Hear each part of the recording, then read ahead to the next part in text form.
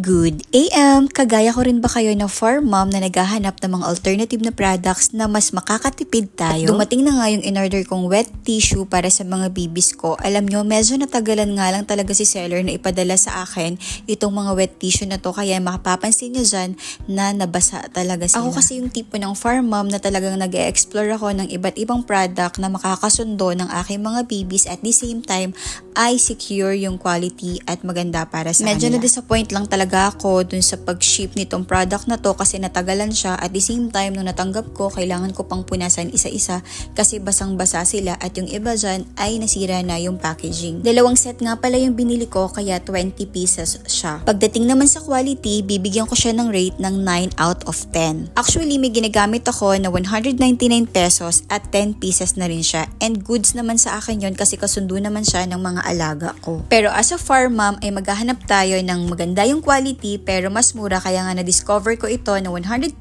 pesos ay may 10 pieces na ako kaya bumili agad ako ng dalawang set. Nung na-discover ko tong product na to ay tuwang-tuwa talaga ako at alam kong makaka-relate yung ibang farm moms dyan. Every time na nakaka-discover sila ng mas mura pero ganun din yung quality dun sa mas mahal nating nabili. Tama pa ako dun? Pagbukas ko nga nitong drawer ay nauna nang pumasok ang baby Cloudy namin.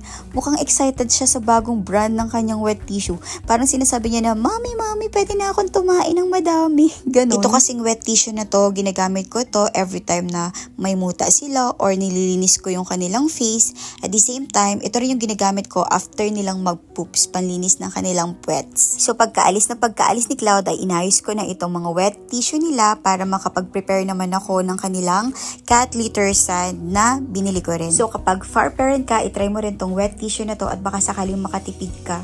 Hello, gastos na naman dyan sa mga far parents na nanonood dyan.